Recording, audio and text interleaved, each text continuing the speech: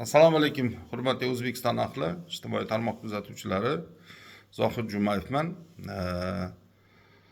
Bugungi mavzu bir anchadan beri bu ko'tarilib kelyapti va o'zimda shaxsiy fikrlarimni aytib o'tmoqchiman va ushbu shaxsiy fikrlarimga munosabat bildirishlarini va ushbu shaxsiy fikrim asosida Oliy sud tomonidan qayta ko'rib chiqishlarini bu ishni iltimos qilardim va talab qilardim. Sababi ushbu holat bo'yicha jinoyat ishlari qo'zg'atilib, choralar ko'rilsa-da, lekin hozirgi kunda o'sha korrupsiyaga qarshi kurashda amalga oshirilmayotgan ishlar yuzasidan chiqyapman. Tak. Ushbu murojaat O'zbekiston Respublikasi Oliy sudiga, Sudyalar Oliy kengashiga va O'zbekiston Respublikasi Bosh prokuraturasiga va hamda O'zbekiston Respublikasi Prezidentining sud huquq masalalari bo'yicha prezident maslahatchisiga deb bilaman va ushbu murojaatimni to'liq ko'rib chiqarsizlar degan umiddaman. Sababi 2022 yil Jizzax viloyati prokuraturasi tomonidan Do'stlik tumanidagi noqonuniy qurilmalar bo'yicha jinoyat ishi qo'zg'atilgan edi. Va ushbu holat bo'yicha prokuraturaga minnatdorchilik bildiraman va adolatli ishlar olib borib, prokuratura va tergovchilar tomonidan olib borildi. O'shanda juda shov-shuvli ishlar bo'lgan edi. Prokuraturaning qilgan ishlaridan hamma minnatdor bo'lgan edi. Sababi korrupsionerlarga qarshi kurash zo'r ketayotdi. Lekin korrupsionerlarning qo'li baland kelib, o'rtada ayrimlari oqlanishga harakat bo'ldi. Lekin ushbu holat bo'yicha men va boshqalar tomonidan ayrim endi ko'pchilikda endi norozigarchilik bo'ldi va prokuratura protest keltirib, Oliy sudga chiqqandan keyin o'sha oqlangan bo'lmoqchilarni qaytadan chora ko'rilib, sudga qaytarildi. O'sha holat bo'yicha aytib o'tmoqchiman. O'sha joyda qirbittalik, yana mana qo'limda qarorlar mana bor, har bittasi. Bu yerda endi men sizlarga har bittasini ko'rsatib o'tmayman, prosta qog'ozlarni ko'rsatyapman. Ushbu holat bo'yicha o'sha hukmlarda men juda xafa bo'lganim, o'sha qirbittalik bo'yicha Jizzax viloyati Do'stlik tumani fuqarolik sudiga ming rahmat. Qonunan ishladi va o'sha noqonuniy harakatlarni aniqlab, o'sha yerlarni davlat zaxirasiga qaytarish va o'sha o'zboshimchalik bilan qurgan qurilmalarni buzilishga bergan edi. Va buni Jizzax viloyat fuqarolik sudi ham hal qildi. Lekin vaholanki ayrim korrupsionerlarning qo'llari baland kelib, boshqa viloyatlarga o'tkazildi. Xullas shunday qilib, o'zi jinoyat qilingan aniq bo'lib turibdi. Uni tortishuvsiz o'sha hal qilinishi kerak. Lekin fuqarolik sudi jinoyat ishi bo'ldi-da, tugab bo'ldi. Uni boradigan nuqtasi oxirigacha yetib bo'lsa ham, lekin fuqarolik sudida o'sha qirbittalik yerni o'sha noqonuniy topilganlarni qonuniylashtirish harakatiga ketdi o'sha korrupsionerlar. Shunchalik darajagacha kuchayib ketdiki, mana shu men o'zim lol qoldim. Bu bechora shuncha tergovchilarning mehnati qayerga qoldi? Aybliligi aniqlanyapti. U yerda hamma narsa bo'lyapti. Sud tomonidan javobgarliklarga, jarimalarga, xullas nima bo'lsa bo'ldi. Lekin fuqarolik sudiga kelganda Samarqand viloyat fuqarolik ishlari bo'yicha sudi tomonidan eshitinglar yaxshilab, Samarqand viloyat fuqarolik sudi tomonidan sharmandalarcha deb o'ylayman, men shaxsiy fikrimni aytyapman. Men uyalib ketdim bu narsani eshitib. Balki men xato qilayotgandirman. Bu O'zbekiston Respublikasi Bosh prokuraturasini hamda prokuraturaning protestini bekor qilib tashladi ular. Muddat o'tgan dedimi, xullas bir bola dedda bekor qilib tashladi. Biznichi u yerda mayli prokuratura o'zining yo'liga, bizchi biz u yerda biz ham da'vo qilganmiz. Lekin shunga qaramasdan ushbu keyin mishmishlar tarqadi. Oliy suddan allakimlardir aralashgan degan fikrlar tarqadi. Chunki bu shamol bo'lmasa daraxt uchi qimirlamaydi bekorga va bu o'sha aynan hokimiyat vakillar tomonidan gap chiqarilgan ekan. O'sha qo'llaringdan nima keldi? Mana baribir o'sha noqonuniy deb topilgan narsalarni hammasini qonuniy qurilma qilib hujjat qilyapti. Qanday tushunish kerak buni? Qani O'zbekistonning qonun ustuvorligi? Ana hurmatli bechora prezidentimiz nimalar deb dod qilyapti. Ey, baraka topkunlar, korrupsiyaga birga kurashaylik deb. Shunda meni o'zim shaxsiy fikrim, boyagi o'sha hokimiyat vakillari gap chiqarganlariga kelib chiqarib aytayapman-da. Agar o'shalarni fikriga men xulosa qiladigan bo'lsam, Oliy sudda ham korrupsionerlarning sherigi bormi shunda? Shunda Samarqand viloyat fuqarolik sudida ham ularning gapini qilgan bo'lsa, ular ham sherik bo'lib qolmaydimi? Savolda bu.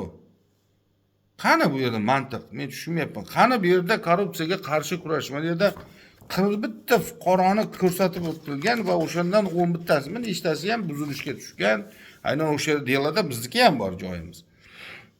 Lekin o'sha menga eng qizig'i o'sha o'zi aslida ozgina joy olingan, keyin katta joyda egallab, noqonuniy qurilmalarni qurib tashlab, qo'lidan hech narsa kelmaydi, quraveringlar, men javob beraman deb. Eng achinarlisi o'sha noqonuniy qurilmalarda hammasiga soxta qarorlarga Do'stlik tuman hokimi imzosi bor. Nega Do'stlik tuman hokimi o'sha imzosi uchun javob bermaydi? Vaholanki soxta hujjatga bila turib qo'l qo'yish bu javobgarlikka olib kelmaydimi?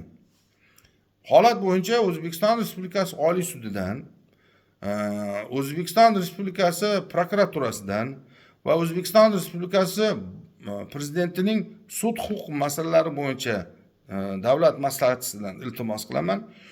Ushbu Samarqand viloyat fuqarolik sudini qayta ko'rib chiqib, qarorini bekor qilib, o'sha 41 talik joyni buzishga chiqarishlarini va yerlarni davlat zaxirasiga qaytarishlarini iltimos qilaman.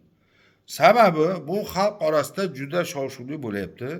Mana prokuratura ham, boshqa organlar ham qo'lidan balo ham kelmadi. Mana shu egallab oldi. Naborot sudlar tomonidan o'sha noqonuniy egallab olganlar, xullas korrupsionerlarga yon bosib ketildi degan mavzu gap tarqalib ketyapti. Mana shuning uchun men O'zbekiston Respublikasi Oliy sudidan iltimos qilaman, bu ishni Samarqand viloyat fuqarolik sudidan qayta ko'rib chiqishlarini, Samarqand viloyat fuqarolik sudi qarorini bekor qilib va Oliy sudda qayta ko'rilib, davlat zaxirasiga qaytarishni talab qilaman. Hamda ushbu holatga bosh prokuratura o'zi boshchiligida va protest keltirishlarini iltimos qilaman. Sababi bu yerda maqsadimiz nima? Korrupsiyaga qarshi kurashmi? Hamma mana shu o'sha Oliy sud ham chiqyapti.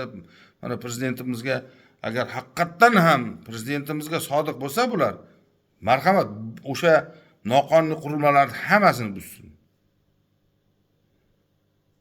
Mana shunda adolatli bo'ladi. Bu nima bu? Xohlagan joyini egallayapti, xohlagan joyini qilyapti, xohlagan ishni qilyapti. Konsa-konsov hamma narsani bu korrupsionerlar har narsa qilaversa, bu qani qonun ustuvorligi? Unda biz ham chiqaylik, o'shalarga sherik bo'laylik. Bu bechora prezidentimizga biz shu yelkadosh bo'laylik deb harakatlanamiz. Qani bu yerda mantiq unda? Qanchadan qancha mana shu masala bo'yicha bechora tergovchilar mehnat qildi. Uni ortida qanchasi ishdan chetlashtirilib ketdi. Shunda korrupsionerlar действительно kuchli bo'ladimi? Xullas, aynan shu ish bo'yicha emas, bular boshqacha yo'llar bilan o'sha yo'q qilishga harakat qilar ekan. Masalan, men chiqdim, mana qancha qarshilik bo'ldi, boshqa bo'ldi. Menga nelar bo'ldi, xabarlaring bor. Men o'zim adolat uchun kurashadigan odamman. Va shuncha nima bo'lgan taqdirda ham shu ishlarga olib boryapman. Va shuni ushbu holat bo'yicha men iltimos qilardim, mana shu ishni qayta ko'rib chiqdi va O'zbekiston Respublikasi fuqarolaridan shu Oliy sudga nisbatan bir yaxshi fikr bo'lishini xohlardim men. Sababi bu gapdan keyin o'sha Samarqand viloyati holatdan keyin hamma og'zini ochib qoldi.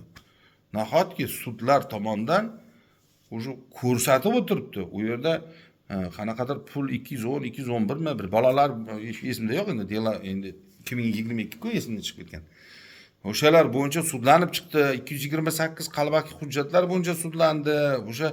O'shalar bular hammasi korrupsiyaga daxlda bormi, yo'qmi men aniq ayta olmayman, lekin ana shu yerlarni o'zlashtirishda, ularni sotib yuborishda, o'z boshimchalik bilan sotyapti, auksionda emas. Va o'sha yerda aldayapti, qozilarni, tergovchilarni aldayapti. Bu qani? Shunda sudlar naborot o'sha prokuraturani mana biz qilmagan ishimiz uchun javob berdik-ku. Qilganim yo'q. Isbotlab bersam ham hech kim inobatga olmadi. Naborot shu yerda ham korrupsionerlarning qo'li baland kelgan edi-ku. Nega mana shu yerda to'xta deb korrupsiyaning kallasini uzib tashamadi Oliy sud? Men Oliy suddan talab qilaman. Agar sizlar haqiqatan ham adolatli ishlayotgan bo'lsangiz, Samarqand viloyat sudini, fuqarolik sudidagi ishni qayta ko'rib chiqib, Do'stlik tumanini hozir aytaman o'sha delani. Menda bor o'sha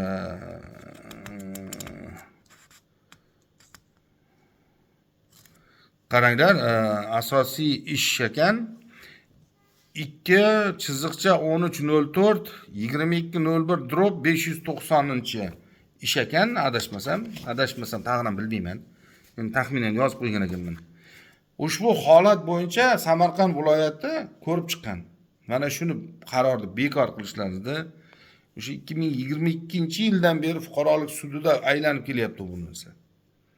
Mana shu holat bo'yicha qonuniy javob berishlarini, o'shalarga qonuniy chora ko'rishlaringizni iltimos qilaman va davlat zaxirasiga qaytarib, noqonuniy qurilmalarni buzib tashlashlaringizni so'rayman. Rahmat.